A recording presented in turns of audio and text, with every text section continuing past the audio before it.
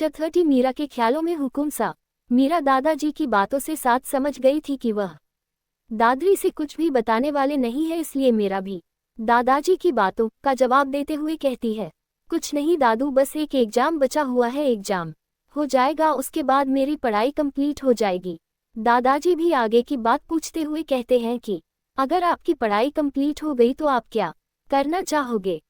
मीरा दादाजी की बातों का जवाब देते हुए कहती है, जॉब करना है, एक अच्छी सी कंपनी में इंटर्नशिप करना है और अपने दम पर एक अच्छी सी कंपनी खोलना है और आपका नाम रोशन करना है। मीरा ने यह बात कही क्यूटली तरीके से कही थी जिसे सुनकर दादाजी मुस्कुराने से खुद को रोक नहीं पाए। दादाजी मीरा की बातों का जवाब देते हुए कहते हैं, राजावत अंपार है ना, आप वहाँ जॉब करना।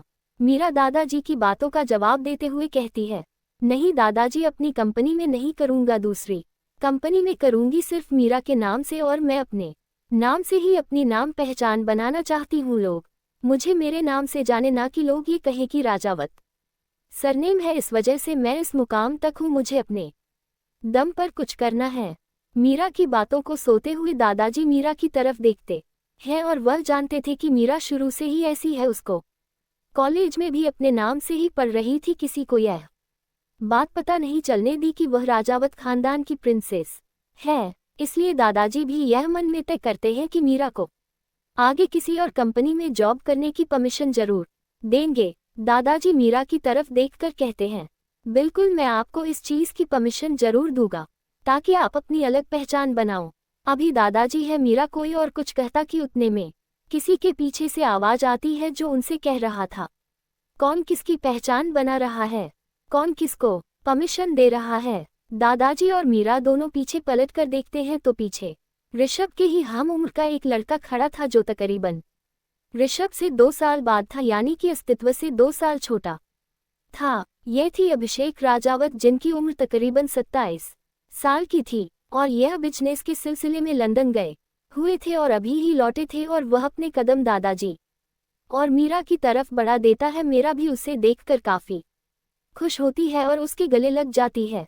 मीरा और अभिषेक की बॉन्डिंग ही अलग थी। मीरा के गले लगने से अभिषेक भी मीरा को गले लगा लेता है और उसके सर पर प्यार से किस करता है और फिर उसके बाद दादाजी के पैर छूता है और फिर उन दोनों को देखकर फिर से वही सवाल दौड़ आता है जो उसने कुछ देर पहले दोहराया था, कौन किसके बारे में बात कर रहा था दादाजी? अभिषेक का सवाल सुनकर दादाजी और मीरा एक दूसरे की तरफ देखते हैं और दादाजी अभिषेक को देखते हुए कहते हैं, ये हमारे और हमारी पोती मीरा के बीच की बात है और ये हमारा सीक्रेट है। ऐसा कहकर दादाजी मीरा को हाई फाई देते हैं और मीरा भी दादाजी को हाई फाई देती है और बदले में वह दोनों उकुरान लगते हैं। अभिषेक भी उन दोनों को कुछ पल देख घूरता है और फिर वह भी मुस्कुराने लगता है और फिर तीनों ही आपस में बात करते हुए अपने कदम का जरूर हवेली की तरफ अंदर की तरफ बढ़ा देते हैं। तीनों ही जब अंदर आते हैं तो घर की सभी लेडीज नहीं मौजूद थी और अभिषेक को देखकर उन सभी के चेहरे पर मुस्कुराहट जाती है और आस्था भी आकर अभिषेक के गले लग जाती है और अभिषेक आस्था को गले लगाते हुए उसके माथे को प्यार से चुमता है और फिर अपने कदम अपनी माँ, अपनी बड़ी माँ और अपनी छोटी माँ की तरफ कदम बढ़ाता है, उनके आशीर्वाद लेकर दादी का आशीर्वाद देता है और फिर वही उन्हीं के साथ बैठ जाता है। तो दादी जी उसे फ्रेश होकर आने को कहती है। अभिषेक अपने रूम की तरफ बढ़ जाता है। कुछ ही वक्त में फ्रेश होकर आता है वह और तब तक सभी लेडीज नहीं बैठकर बातें कर रही होती है।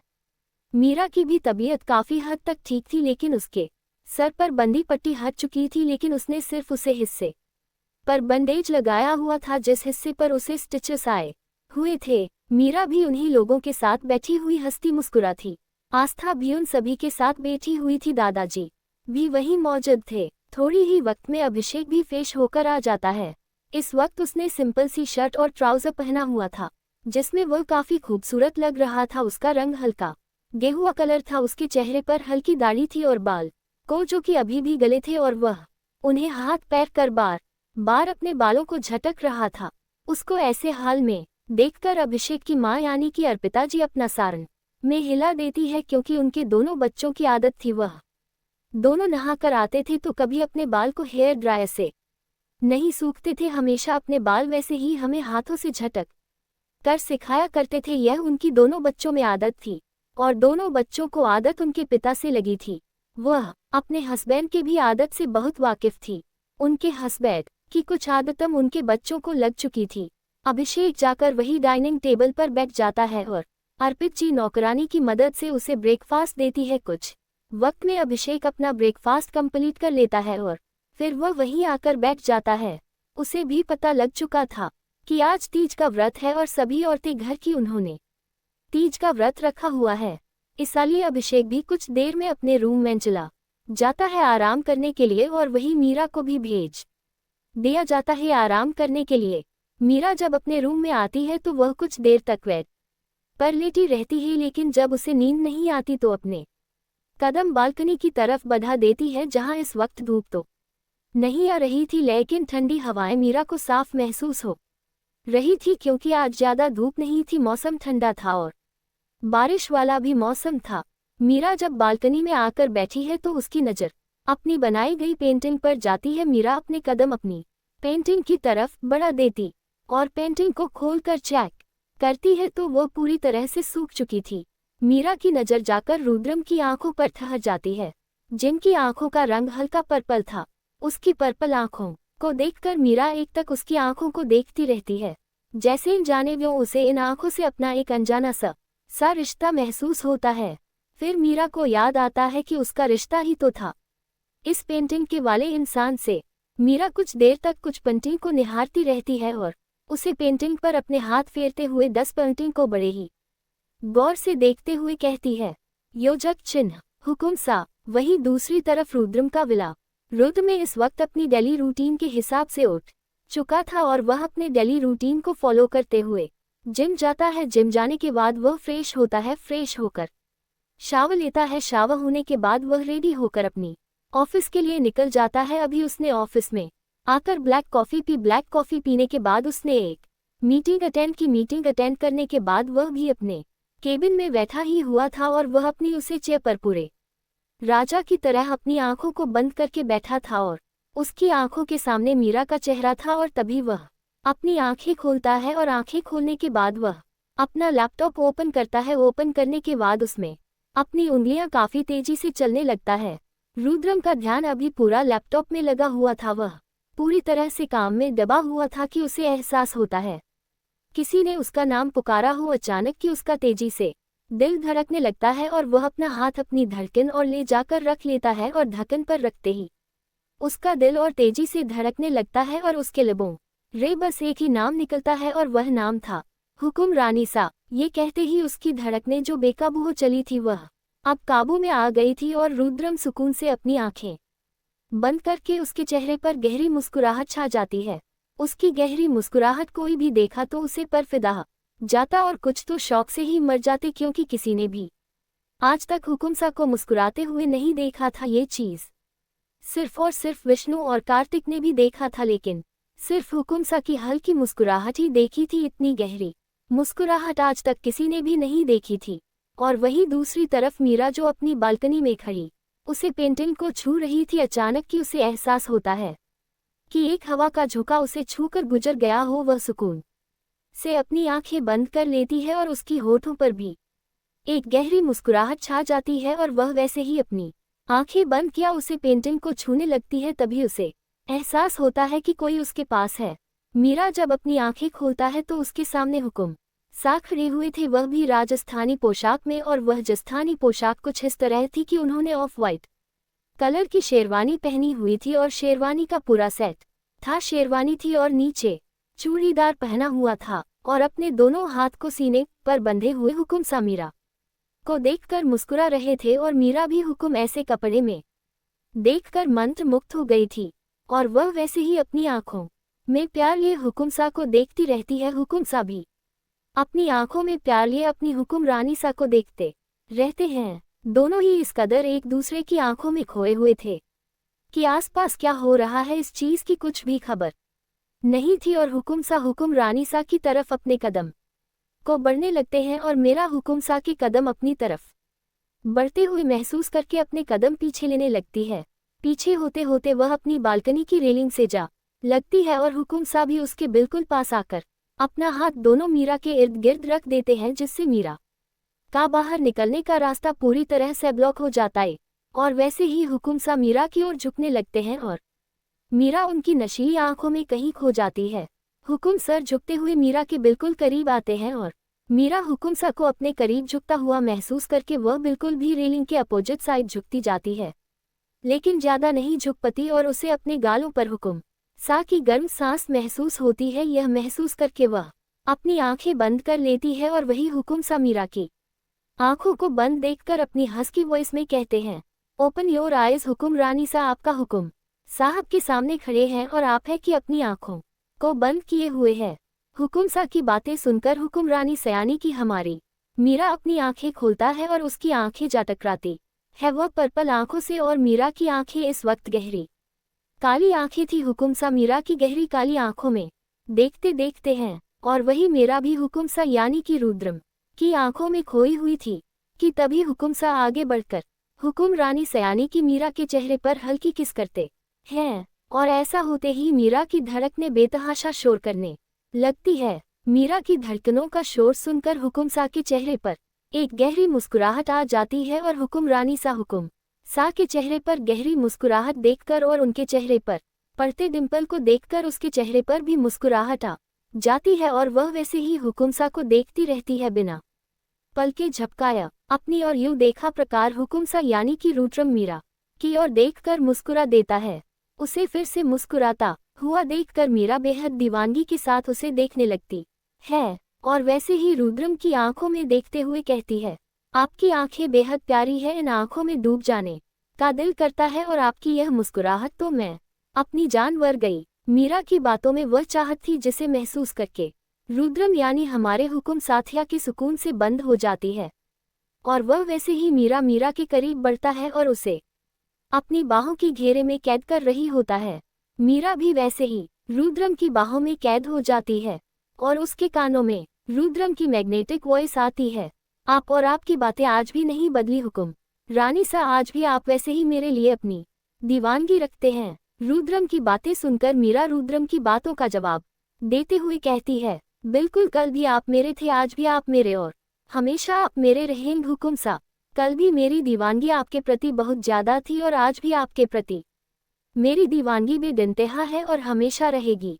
अचानक ही मीरा की बातों में हुकुम रानी सा असली हुकुम रानी सा की झलक आ जाती है जिसे मीरा महसूस नहीं कर पाती, लेकिन रुद्रम साफ साफ महसूस कर लेता है। वह भले ही रुद्रम की ख्यालों ने थी लेकिन अपने आसपास रुद्रम को वह महसूस कर सकती थी। हुकुम रानी सा की दीवानगी किसने नहीं देखी थी हुकुम सा के प्रति, और हुकुम सा की भी दीवानगी किसने ने देखी थी हुकुम रानी सा के प्रति। दोनों ही एक दूसरे से बेइंतहा मोहब्बत करते थे और दोनों ही एक दूसरे के बगैर एक लम्हा भी नहीं रह सकती थी। इस बात की गवाह उनकी मोहब्बत थी और ये दुनिया थी। लेकिन अब इस जन्म में किसकी दीवानगी चक्कर की होगी यह बता पाना मुश्किल है, लेकिन दोनों की दीवानगी बेइंतहा होगी ये तो पक्की बात है। दोनों का ही इश्क सर चढ़कर बोलेगा और दोनों की ही दीवानगी सर चढ़कर बोलेगी। अगले ही पल मीरा के दरवाजे पर नॉक की आवाज आती है जिससे मीरा अपने होश में आती है और अपनी नजरें इधर-उधर घूमकर देखती है तो ना वहां पर हुकुम सा मौजूद थे। ये देखकर मीरा के चेहरे पर जो मुस्कुराहट थी वह पल भर में गायब हो जाती है। वह समझ जाती है कि यह कुछ और नहीं उसका ख्याल था। वह ख्यालों में ही अपने मसा को सोच रही थी और अपना सर नाम हिलती है और अपने कदम रूम के गेट की तरफ बढ़ा देती है। मेरा जब गेट ओपन करती है तो वहां पर एक नौकरानी खड़ी थी जो कि उसे याद दिलाने आई थी कि मीरा को मेडिसिन लेनी है।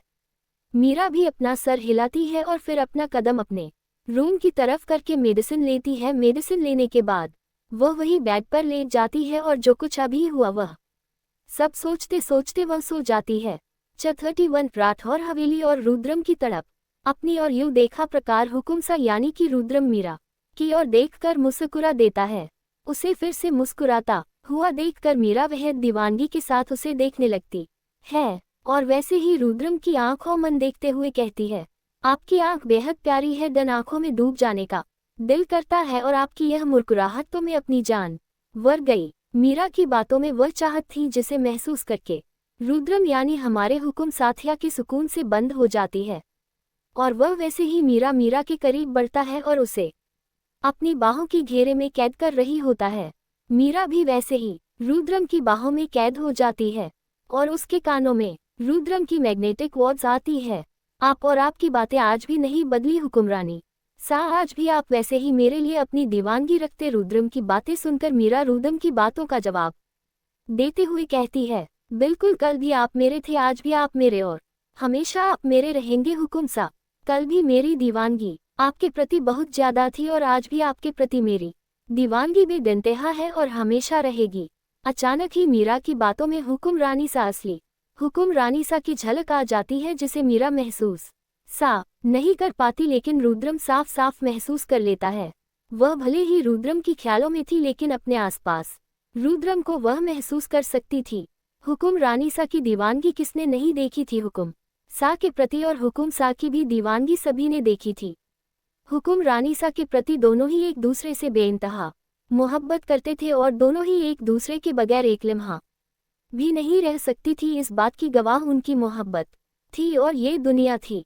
लेकिन अब इस जन्म में किसकी दीवानगी चक्कर की होगी यह बता पाना मुश्किल है, लेकिन दोनों की दीवानगी बेइंतहा होगी ये तो पक्की बात है।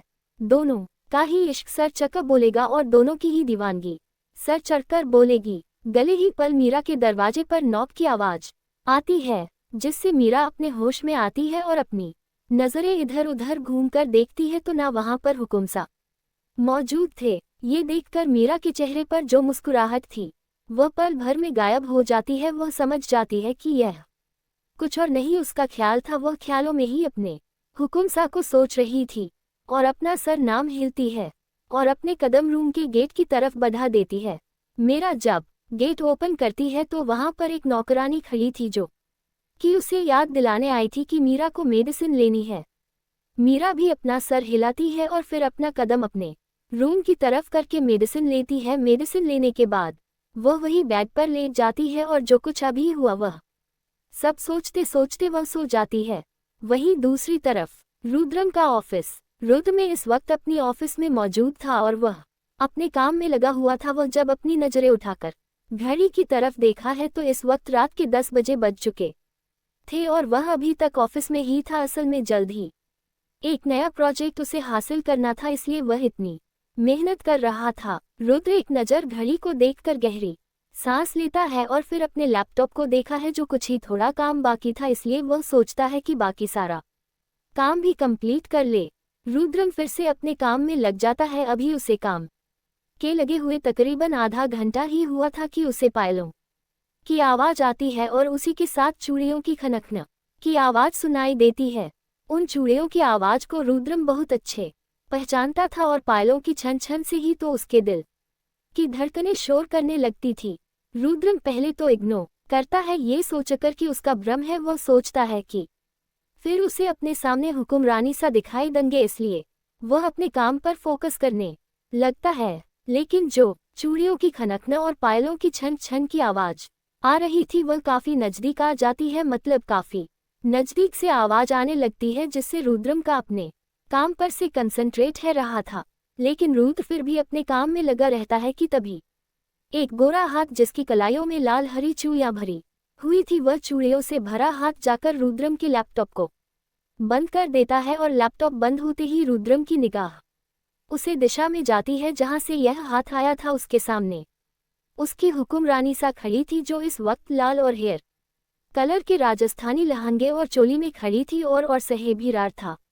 बैजडे सीनिया गले में हेवी चेरी पहनी थी। यह सतनों के राव महारजाओं के यह हनकारिवाज धा नैमेंसिया भरीरती थी हरवरु इर्जनुओं पर की गई क्री गरी काफी ब्रीकी से की मनोपन हिरकोनेन धा और अखरुलर हता हैया रेयुस टेक्नोमेड कुमर निसा की गुस्से भरी ई गवान साती है। आप कब सुधरेंगे? आपकी आदत कब जाएगी? इतनी रात तक जगना और जाकर इतनी देर तक काम करना या आय की सेहत के लिए अच्छा नहीं है। हुकुम सा आपको कितनी बार समझनी पड़ेगी यह बात। हमर निसा किनल मैनराज की साव महरूस करके हुकुम सा मुस्कुरा देते हैं और वह अपना हाथ बढ़ाकर हमर निसा के लिए को पनते हंजिर तक खौंच लेते, जिर से हकुमर नन सारुदम की नौमेक चीची जाती है लेता औरत रही शितक साथ दुमन नीर को त्वह कदता है आयकर तक फने ख्याल नोटित देगी हतनरनी या दो वह दिन कठाएगा दद मेरे सामने अरे खचन यामने होगी इकुमयनी साथ की तन को स्मकते हु की जाद ही मन अपनाद न कर लेने होंगूम सा तब हम आपके सामने सच में होगे। रुद्रम वैसे ही मीरा की आंखों में देते हुए कहता है, और वह दिन कद आएगा जाना। और मीरा वैसे ही रूम की ओंडों में जवाब दे हुर कहती है, जब मेरी और आपकी मुलाकात होगी। रुद्रम भी मीरा से सवाल करते हुए कहता है, झपको डोर मेरे मुलाकात कब होगी जाना। नीर रुदनी वतन जवदते हुमत है जश चहने हुनसा ननरक जवाब सुनकर रुदन के चेहरे पर मुर्तहटिद नाती है डर दो बार से स्वत करते हुए मीरास कटत। हाँ नतलद मेरे चाहने से आप निलतरगे खुद के चाहने से नहीं निलने वाली हम आप हन से नदम कीमतन लब सनीते हुए मिवाल तुमसे कहती है, पहले आप हमारे सामने तो लिए भी तो हम आपसे मिल पाएंगे। नीक की जवाब पर रुद्रम के चेहरे की नोखुरट ऑन गहरी हो जाती है और वह मीरा को काफी शिद्दत के साथ देते हुए कहता है, इंतजार बहुत भारी पड़ रहा है जाना हमारे ऊपर। हम आपसे मिलने के लिए तड़प रहे हैं और आप भी हमसे मिलने के लिए तड़प रही है। रुद्रम ने यह बात दीवानगी के साथ मीरा की आंखों में देखते हुए कही थी और मीरा भी अपनी आंखों में जुनून लिए रुद्रम की तरफ देख रही थी।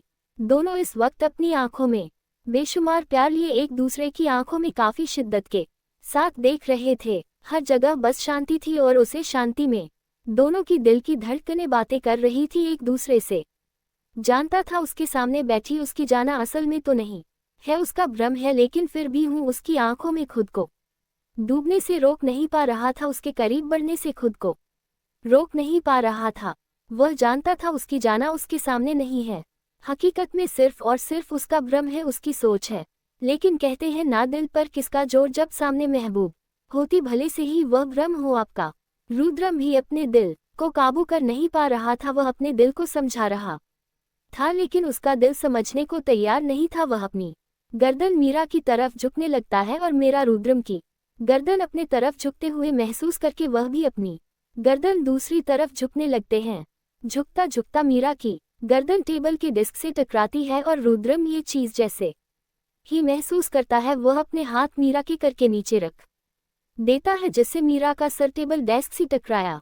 रुद्रम भी मीरा की तरफ झुकते हुए उसके बालों में अपना हाथ फेरने लगता है। उसकी वह गीले बाल से आ रही मनमोहन खुशबू न जाने क्यों रुद्रम की दिल की धड़कनों को बढ़ा रही थी। अचानक ही आगे बका मीरा रुद्रम के सीने से लपट जाती है और वही रुद्र उसे अपने सीने से लगा लेता है। रुद्रम अपनी आंखें बंद करके उसे चेयर से टिका देता है और मेरा भी अपने दोनों हाथ में से एक हाथ रुद्रम की कमर पर रखती है तो दूसरा उसके चेस्ट पर रखकर आराम से बैठ जाती है और उसके चेस्ट पर अपना सर रखकर आराम से आंख बंद करके लेट जाती है। और रुद्रम भी मीरा को एक हाथ से थामे हुए उसकी कमर दूसरे हाथ उसके बालों में था मीरा के, और वह भी मीरा को सीने से लगाए हुए वैसे ही अपना सर चेयर की हेड रेस्ट से टिककर आंखें बंद कर लेता है।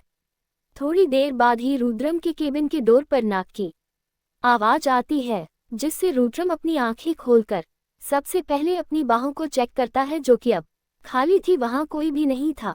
इसलिए वह अपनी आंख खोलकर अपना सरना में हिलता है और अपनी चेयर पर सही से बैठ जाता है और अपनी ठंडी आवाज में अंदर आने को कहता है। डोर पर इस वक्त कोई और नहीं विष्णु और कार्तिक थे, जो दोनों रुद्रम को याद दिलाने आए थे कि अब 11 बजे बज चुके हैं, घर जाना है।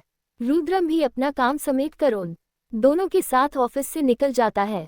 ठौर हवेली राठौर विला भी दिखने में बहुत बड़ा था, तकरीबन राजावत विलास से थोड़ा बड़ा था। राजस्थान में एक राठौर परिवार का और एक राजावत परिवार का बहुत बड़ा नाम था और उनके दुश्मन एक ही थे, वह थे रायजादा परिवार। उनकी आपसी दुश्मनी हमेशा से रही है, ये कभी दोस्त हुआ करते थे लेकिन अब इनकी दोस्ती दुश्मनी में तब्दील हो चुकी है। उसकी भी कुछ खास वजह है जो आगे चलकर पता चलेगी। राठौर हवेली संगमरमर के पत्थर से बना यह मिला बेहद खूबसूरत था। बड़े से गेट से इंटर होते हुए एक कर आकर एड्रेस गेट पर रुकती है और वह गेट हवेली के अंदर का था। उसे कर में से एक ड्रॉप दर पर्सनैलिटी से एक बॉडीगार्ड और एक लगभग 55 से 60 वर्ष का आदमी उतरता है और उसे कर की बैक सीट का डोर ओपन होता है।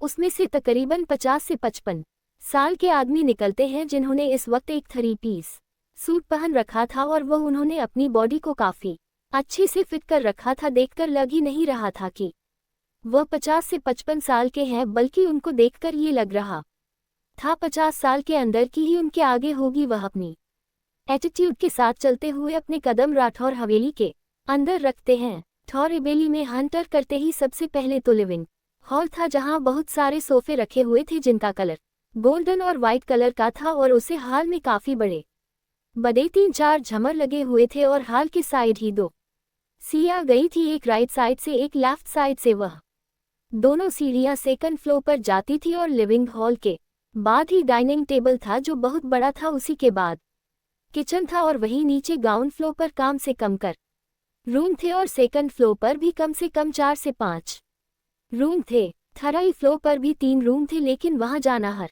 किसी को माना था और वह क्यों था वह आगे चलकर पता चलेगा। वह शख्स अपना कम लिविंग हॉल में लेकर आते हैं तो अपने सामने खड़े अपने पिताजी को देखकर उनके कदम ठिठक जाते हैं। उनके चेहरे पर जो अब तक एक रौब झलक रहा था, वह अपने पिताजी को देखकर थोड़ा डर जाते हैं, क्योंकि वह जानते थे कि उनके पिताजी उनसे क्या सवाल करने वाले हैं। इसलिए वह अपने पिताजी को एक नज़र देखकर अपने कदम अपने रूम की तरफ बढ़ने वाले होते हैं कि उनके कानों में एक कमजोर मगर दमदार आवाज पड़ती है, खबरदार, जो अगर हमारे सवालों का जवाब दिए बिना अपने अपने एक कदम बढ़ाया तो।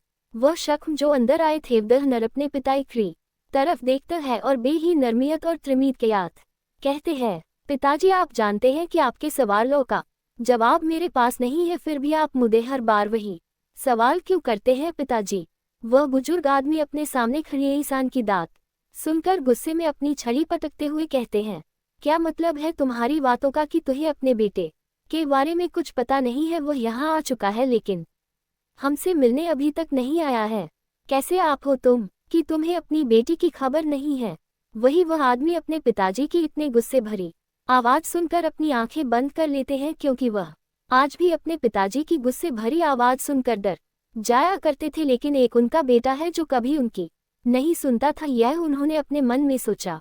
वह जान चुके थे कि अपने वांत खाने से कोई नहीं रोक सकता था, इसलिए वह अपने पिताजी की राइट साइड की तरफ देखते हैं, जो कि वहां पर एक बुजुर्ग महिला खड़ी थी जिनकी उम्र तकरीबन 60 से 70 के बीच में होगी। वही बुजुर्ग महिला जब उसे शख्स की ओर देखती है तो अपनी गर्दाना में हिला देती है, जैसे वह कहना चाह रही हूं कि मैं इसमें कुछ भी नहीं कर सकती, तुम जानो तुम्हारा बाप जाने। 32 दयानंद जी का अभिनंदन जी पर गुस्सा करना और राठौर हवेली राठौर विला भी दिखने में बहुत बड़ा था, तकरीबन राजावत विलास से थोड़ा बड़ा था। राजस्थान में एक राठौर परिवार का और एक राजावत परिवार का बहुत बड़ा नाम था और उनके दुश्मन एक ही थे, वह थे रायजादा परिवार। उनकी आपसी दुश्मनी हमेशा से रही है, ये कभी दोस्त हुआ करते थे लेकिन अब इनकी दोस्ती दुश्मनी में तब्दील हो चुकी है। उसकी भी कुछ खास वजह है जो आगे चलकर पता चलेगी। राठौर हवेली संगमरमर के पत्थर से बना यह मिला बेहद खूबसूरत था। बड़े से गेट से इंटर होते हुए एक कर आकर एंट्रम गेट पर रुकती है और वह गेट हवेली के अंदर का था। उसे कर में से एक डॉक्टर पर्सनैलिटी से एक बॉडीगार्ड और एक लगभग 55 से 60 वर्ष का आदमी उतरता है और उसे कर की बैक सीट का डोर ओपन होता है।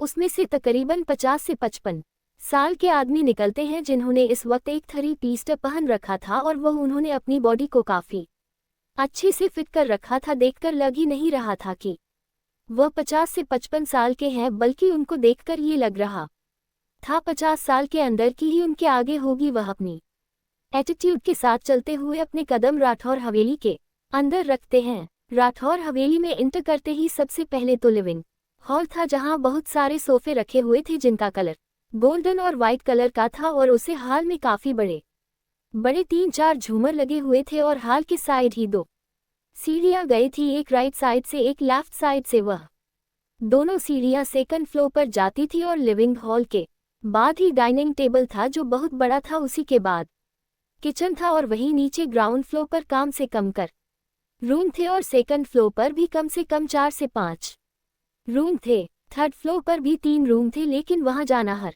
किसी को माना था और वह क्यों था वह आगे चलकर पता चलेगा। वह शख्स अपना कम लिविंग हॉल में लेकर आते हैं तो अपने सामने खड़े अपने पिताजी को देखकर उनके कदम ठिठक जाते हैं। उनके चेहरे पर जो अब तक एक रौब झलक रहा था, वह अपने पिताजी को देखकर थोड़ा डर जाते हैं, क्योंकि वह जानते थे कि उनके पिताजी उनसे क्या सवाल करने वाले हैं। इसलिए वह अपने पिताजी को एक नज़र देखकर अपने कदम अपने रूम की तरफ बढ़ने वाले होते हैं कि उनके कान में एक कमजोर मगर दमदार आवाज पड़ती है, खबरदार, जो अगर हमारे सवालों का जवाब दिए बिना अपने अपने एक कदम बढ़ाया तो।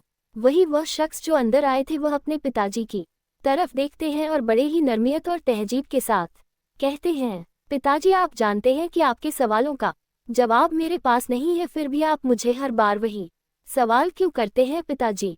वह बुजुर्ग आदमी अपने सामने खड़े इंसान की बात सुनकर गुस्से में अपनी छड़ी पटकते हुए कहते हैं, क्या मतलब है तुम्हारी बातों का कि तुम्हें अपने बेटे के बारे में कुछ पता नहीं है। वह यहाँ आ चुका है लेकिन हमसे मिलने अभी तक नहीं आया है। कैसे आप हो तुम कि तुम्हें अपनी बेटी की खबर नहीं है।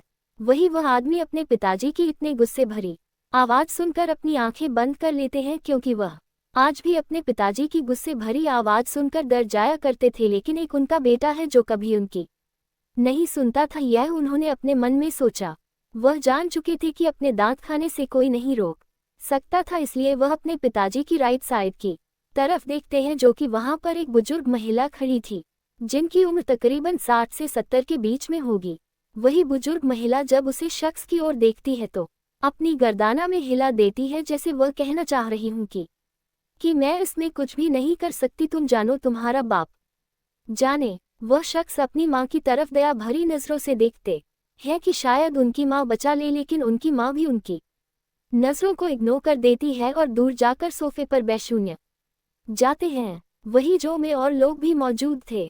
तो हो जाए इंट्रोडक्शन। तो ये बुजुर्ग आदमी जो है वह कोई और नहीं रुद्रम के दादाजी है, जिनका नाम है दयानंद सिंह राठौर और उनकी बेगम साहिबा का नाम है सरस्वती सिंह राठौर।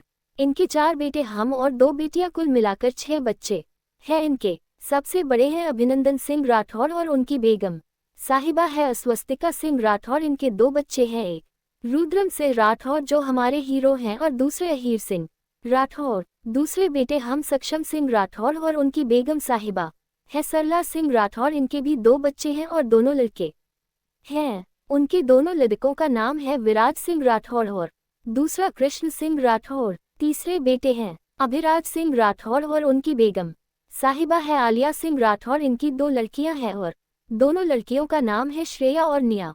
चौथे बेटे का नाम है अर्जुन सिंह राठौर और उनकी बेगम साहिबा है अर्चना सिंह राठौर और इनका एक बेटा है जो तकरीबन 15 साल का है और उसका नाम है वैभव सिंह राठौर। बड़ी बुआ का नाम है स्वाति सिंह रायजादा। ये रायजादा खानदान की बहू है और इनका अब राठौर परिवार से कोई रिश्ता है या नहीं ये तो आगे चलकर पता चलेगा। रिहुआ कौशल्या मल्होत्रा है, ये भी अपने ससुराल में रहती है और उनके एक ही लड़की है जिसकी शादी हो चुकी है और यह भी अपने परिवार में अपने ससुराल में खुश है और उनकी बेटी भी अपने परिवार और अपने ससुराल में बेहद खुश है। कौशल्या मल्होत्रा के हस्बैंड का नाम है गिरीश मल्होत्रा। ये भी राजस्थान के जाने माने बिजनेसमैन हैं, लेकिन राठौर परिवार और राजावत परिवार के जितना नहीं। बड़ी बुआ जिनका नाम स्वाति सिंह रायजादा है वह तो इस फैमिली में आती जाती रहती है, लेकिन उनके ससुराल वालों को ये बिल्कुल पसंद नहीं आता कि वह अपने मायके जाती है। और इन लोगों की मिस्ट्री सस्पेंस क्या है वह आगे चलकर जानेंगे। दयानंद जी किसी और को नहीं अपने बड़े बेटे अभिनंदन जी को डांट रहे थे, क्योंकि वह उनकी साहिबजादे मतलब कि रुद्रम राजस्थान में तो आ चुके थे, लेकिन राठौर हवेली अभी तक नहीं आए थे, जिससे दादाजी काफी नाराज थे। नाराज तो घर में सभी लोग थे, लेकिन क्या कर सकते हैं जब रुद्रम अपनी मर्जी का मालिक था तो अभिनंदन जी सर झुकाकर वहीं खड़े हो जाते हैं और दयानंद जी वही छड़ी पड़े अभी भी खड़े थे और उनके चेहरे पर गुस्सा था, लेकिन वह तेज आज भी था उनके चेहरे पर जो कभी उनकी जवानी में हुआ करता था।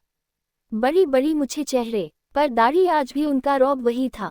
हाल में मौजूद सभी लोग खड़े थे, यहाँ तक कि रुद्रम की बुआ भी आई हुई थी। आज रुद्रम का जिक्र सुनकर उनके चेहरे पर भी मुस्कुराहट थी, लेकिन क्या कर सकते हैं, रुद्रम किसी से मिलने नहीं आया था और यह बात सबको पता चल चुकी थी कि रुद्रम यहाँ है और 2 दिन बाद वह पार्टी रखी है उसने। अभी कोई कुछ कहता या करता बाहर से कई सारी गाड़ियों की हैरान की आवाज सुनाई देती है। हाल में मौजूद सभी लोगों के कानों में करकी हॉर्न की आवाज जाती है, जिससे सभी हवेली के एंट्रेंस की तरफ देखने लगते हैं। कुछ ही वक्त में विष्णु और कार्तिक के साथ रुद्रम अपने एटीट्यूड के साथ चलते हुए अंदर आता है। रुद्रम अभी दहलीज पर करता कि तभी उसके कानों में दादी जी की आवाज पड़ती है, जो उसे दहलीज पर ही रुकने के लिए कह रही थी। दादी जी के ऐसे रोकने पर रुद्रम अपनी निगाह उठा दादी जी की तरफ देखा है तो दादी जी उसकी माँ को इशारा करती है कि जाकर मंदिर से आरती की थल लेकर आए। आखिर रुद्र इतने अरसे बाद घर आ रहा था तो उसकी आरती तो उतरनी बनती थी ना। अस्वस्तिका की थाली लेकर आगे आता है और रुद्रम को नम आंखों से देखने लगती है। रुद्रम भी अपनी माँ को देखा है तो उनकी आंखों में नमी देखकर रुद्रम अपना हाथ आगे बढ़कर अपनी माँ की आंखों में आ रही नमी को साफ करता है और फाइनली आरती उतारने के बाद और तिलक होने के बाद रुद्रम अंदर आता है, अपनी माँ का आशीर्वाद लेता है और उनके गले लग जाता है। अस्वस्तिका जीवी काफी इमोशनल हो गई थी अपने बेटे को इतने सालों बाद देखकर, लेकिन वो खुद को कंट्रोल करती है और प्यार से उसकी पीठ पर हाथ फेरती है। रुद्रम अपनी माँ से अलग होकर अस्वस्तिका जी के माथे को बड़ी शिद्दत के साथ चलता है और फिर अपने कदम अपने दादाजी की तरफ बढ़ा देता है।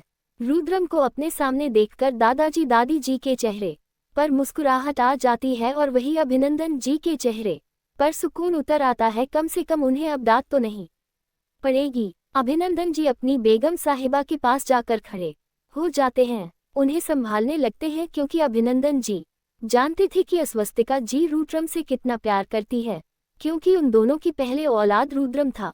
और वही रुद्रम अपने कदम दादाजी की तरफ बढ़ता है और दादाजी के पास पहुंचकर वह झुककर उनके आशीर्वाद लेता है और फिर दादी जी को भी देखकर उनका आशीर्वाद लेता है।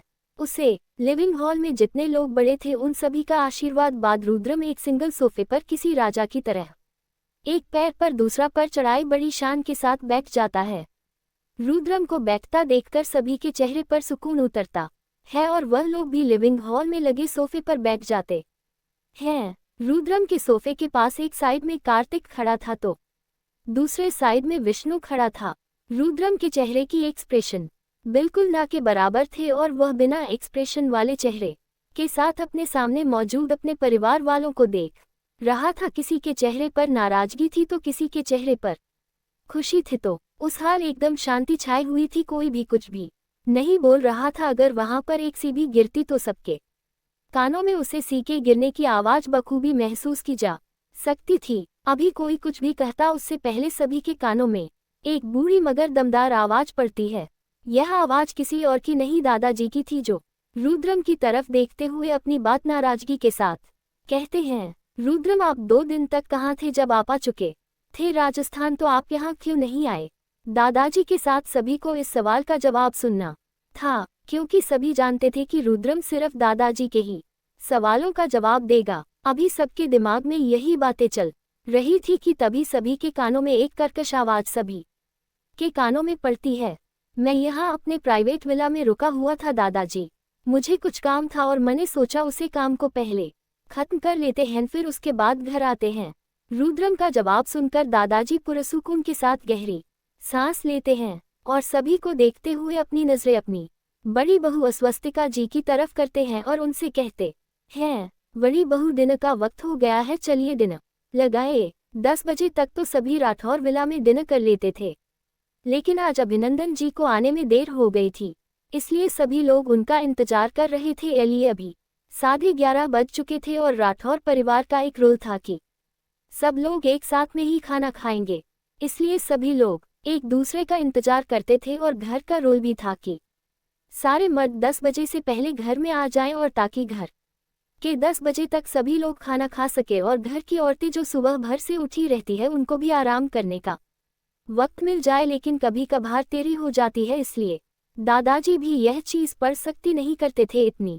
खैर, सभी लोग अपने कदम डाइनिंग टेबल की तरफ बढ़ा देते हैं। डाइनिंग टेबल भी काफी बड़ा था। राठौर परिवार राजस्थान का बड़ा रईसी परिवार था। सभी लोग एक एक करके डाइनिंग टेबल पर बैठ जाते हैं और सभी लोग एक साथ शांति के साथ बैठकर डिनर करते हैं। डिनर करने के बाद सब लोग लिविंग हॉल में बैठ जाते हैं और थोड़ी देर बात करने के बाद जब सब घड़ी में वक्त देखते, हम तो 12 बज चुके थे, 12 के पर ही हो रहे थे, इसलिए सभी अपने कदम अपने रूम की तरफ बढ़ा देते हैं। रुद्रम भी अपना कम 3rd फ्लोर की तरफ बढ़ा देता है। राठौर हवेली में 3rd फ्लोर किसी और का नहीं रुद्रम का था। उसे फ्लोर पर शिवाय स्वस्तिका जी के जाने के अलावा किसी और की जाने की इजाजत नहीं थी, क्योंकि रुद्रम का पसंद नहीं था कि उसकी प्राइवेसी में कोई भी खलल करे, इसलिए वहां पर बस 3 ही रूम था। एक रूम जिसमें पेंटिंग और म्यूजिक रूम दोनों था और दूसरा रुद्रम का बेडरूम था और तीसरा रुद्रम का जिम रूम था। रुद्रम अपने रूम में जाता है और जाकर सबसे पहले फ्रेश होता है। फ्रेश होने के बाद वह वापस अपने रूम में आता है और लेते ही वह किसी गहरी सोच में डूब जाता है। वही अभिनंदन जी और अस्वस्तिका जी का रूम। अभिनंदन जी सलवार कुर्ता और पजामे में थे और अस्वस्तिका जी इस वक्त मैरून कलर की नाइटी में थी। और अभिनंदन जी इस वक्त अस्वस्तिका जी को गले लगाए हुए थे और अस्वस्तिका अभिनंदन जी को खुद से दूर कर रही थी।